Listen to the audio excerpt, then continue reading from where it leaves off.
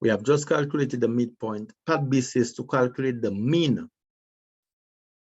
We have heard that word before, the mean. X with a bar on top of it, sample mean. The mean is equal to the sum of what? The sum of f of x. Not the sum of f, the sum of f of x divided by the sum of f. So we have to find f of x first and get the sum thereof. So this is why you have this column, as we say already, whenever you see sigma, create a table and head it with all what is to the right of sigma. In that case, fx, fx.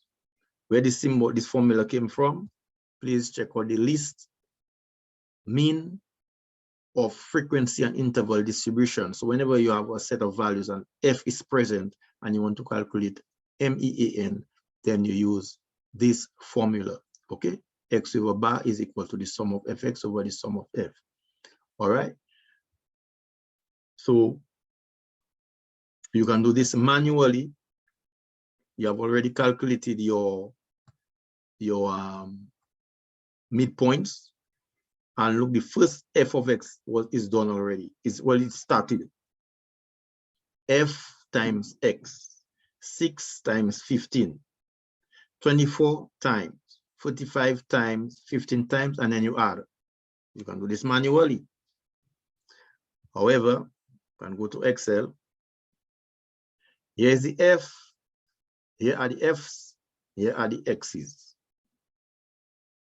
You go to the column headed FX. You want the same second row here. You type equal. F, the first F is in C8. C8 times is like an asterisk. That's another symbol for times. You have the X, you have the dot in the middle, and you have the asterisk. 3 multiplication symbols, and you have brackets outside bracket. C8 times C2 times D2. C2 times D2. Fx. C2. Why I put C8? C2. Okay. Right. Thanks a lot. C2, not C8. If you're trying to change it right there inside the cell, Excel normally do a funny thing. So you have to go back up there to try to edit what you are typing. C2. Right. And you see as I put C8, Excel coming right there and indicates C8. If I press enter, then I'm going to get 0 because there's nothing there. Okay, so it's C2. That's where the 8 is. C2. See it? C8 times 10. C2 times D2. 80. And we know what to do from there. Just go to your little green square, pop. Right. Now we want the sum of fx. So you go there and you go to auto sum of fx, and you also want the sum of f. You want the sum of f. Okay. Highlight, centralize, bold, increase in size, centralize the fx to, just, little aesthetics.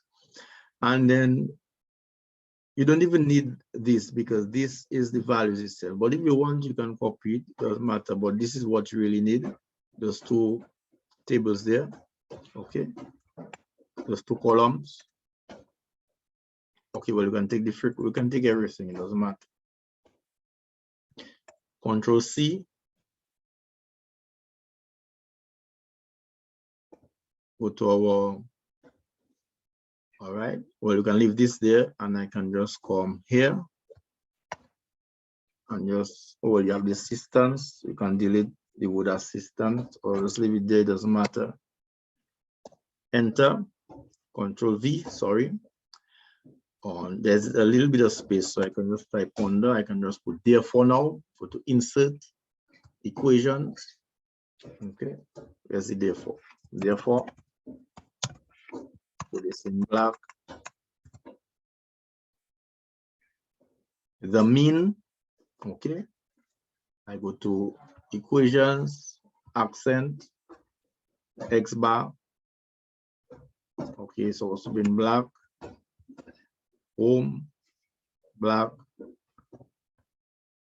X bar is equal to fractions.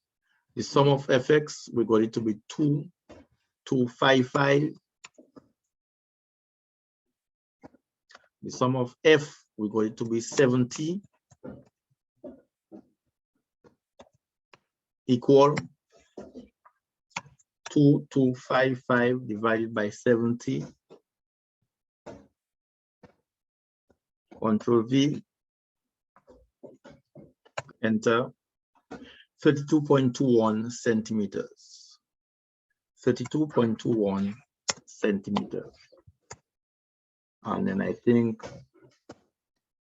that ceases to interpret the value that was calculated. Hence, all right.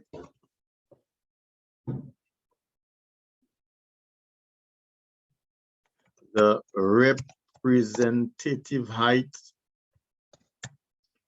you have to use typical. Representative height is 32.21 centimeters. Okay. On average, the heights are about 42 centimeters on average. Okay, because you are speaking in terms of, generality when you are concluding. So here's how to calculate the mean of a sample using grouped data via Excel.